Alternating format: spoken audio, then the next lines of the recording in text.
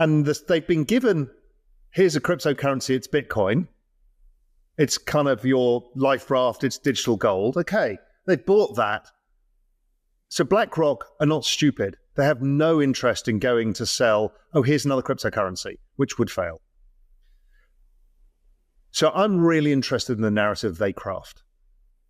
Because this I think has a potential to change the entire crypto space. That's how big this ETF is.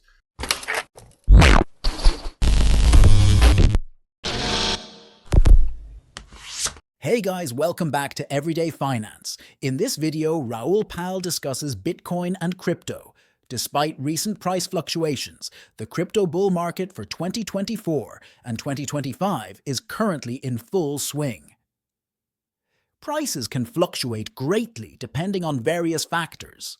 It's important to closely monitor and analyze price movements to make informed decisions. Bitcoin, the top cryptocurrency in terms of market cap, has seen a remarkable increase of approximately 143% compared to last year. It is currently trading at just under $69,000, which is slightly lower than its previous peak. However, we are still a significant distance away from the all-time high of $73,500. This slight setback has affected market sentiments to some extent, but there is one prominent investor who remains confidently optimistic about the ongoing bull market and the potential future developments. The founder and CEO of Vision, Raoul Pal, is eagerly anticipating what he calls the banana zone, the phase in every crypto bull market where prices skyrocket and go completely off the charts. According to Raoul, this highly anticipated phase could be just weeks away from starting. In a recent thread shared on social media platform X, there is a prediction that crypto asset prices will experience a significant and sudden surge. The prediction suggests that it will be extremely challenging to keep up with all the developments. Furthermore, it is anticipated that the overall crypto market cap will increase by at least 4 times before the cycle concludes in 2025, reaching a range of $10 to $15 trillion from the current $2.2 trillion. Raoul Pal provides valuable perspectives on the ever-changing global liquidity conditions and the cryptocurrency market through his tweets. The business cycle consists of periods of expansion. The rise and fall of economic phases is influenced by the global liquidity cycle, which has exhibited distinct patterns since the global debt reset in 2008. It is noted that central banks reset their interest rates to zero after the significant financial crisis, marking the beginning of a new cycle of interest payments every 3 to 4 years. This alignment with the US election cycle often leads to heightened economic activity, coinciding with the 4-year Bitcoin halving cycle. All of these factors, Koa Friend explained in a concise tweet how the business cycle can closely resemble a repeating pattern when liquidity is taken into account. When the currency is devalued to manage debt rollovers, it can lead to a loss of stability and create a cycle of increasing debt. This devaluation also causes the value of the currency to decrease, resulting in a perceived rise in asset prices. Another aspect of the thesis explores the performance of various assets, such as stocks, bonds, and notably cryptocurrencies in the midst of this ongoing devaluation. It's common knowledge that cryptocurrency is leading the pack, a fact that my friend believes will become even more evident when we enter the next phase.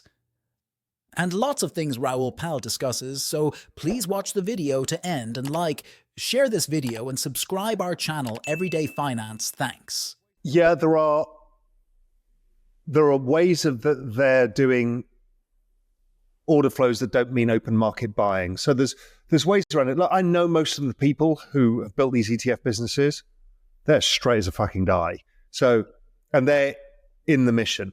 Is there manipulation? There is, having been at the epicenter of the financial system, there's always somebody trying to make a price and take a price. There is no grand master plan for manipulation. Wait till the options come on these things, and then it becomes more complicated. The more participants there are, the more complicated that world becomes.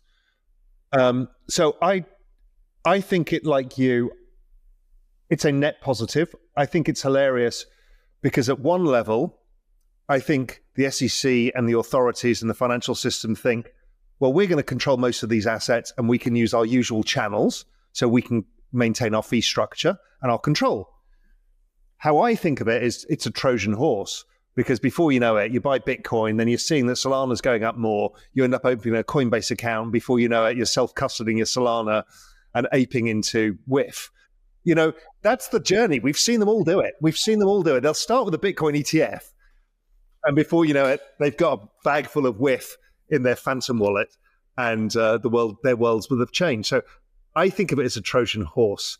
They think they've won control. I think they've actually lost control. I think it's very simple. The left is utterly terrified of Trump. And Trump made a move, and they could see it resonated. And they're like, well, the only way of equaling the playing field, what we can't do. Somebody said this, and it's a really important point.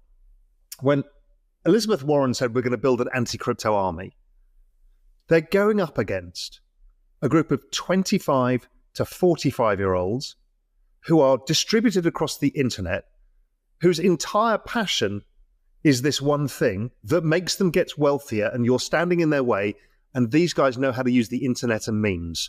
Good fucking luck to stop that. I go one step further. To get wealthier, no. For some, it's the only escape. 100% agree. 100% agree. So I think Trump caught that narrative because he happened to have those NFTs. I think Ryan Selkins and a few others kind of explained very clearly is like, there's 100 million Coinbase accounts, 10 million are active. It will go up to 40 million, in 2025, in the normal bull market. Those are voters, and you're going to tell them you're not going to allow them to have a chance to get ahead, as you say, or even escape any of this trap that we've all created. And I think they've gone, fuck. Possible. The US political system stinks.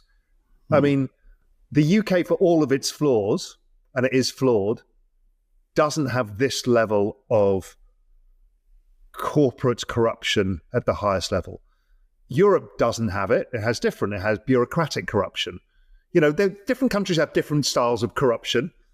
The US kleptocracy between politicians and corporations is disgusting, and everybody knows it. And, RFK is going to try and run on this. They'll try and stamp him out, obviously. The entire thesis revolves around the central bank's relentless focus on printing money to stabilize both the economy and the markets. Raoul claims that the entire system was engulfed in chaos during the great financial crisis. The central bank stepped in to save the day, but the root issues of population decline, declining productivity, and massive debt were left unattended.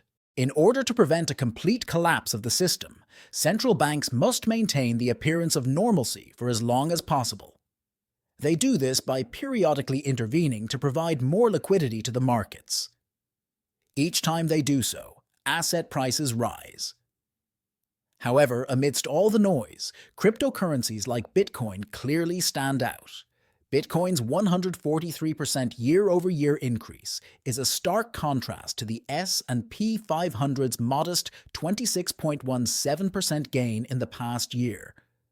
This is why some refer to crypto as a supermassive black hole. It presents a significant opportunity to protect and rapidly grow your wealth, despite the ongoing devaluation of fiat currencies. Let's back to the Raoul Pal interview. On a long-term basis, number go up. So I'm not fussed about that. The path is interesting. I think it's going to be defined by how BlackRock define Ethereum. Right? You and I have been in the space for too long. We know what Ethereum is to us. We know what it is. We know how it positions versus other smart contracts. We know the breadth and depth of the Ethereum ecosystem and how good it is. We know its failures. But here's a bunch of people coming into the space, call them RIAs, and they need a sales pitch. And they've been given, here's a cryptocurrency, it's Bitcoin. It's kind of your life raft, it's digital gold. Okay, they bought that.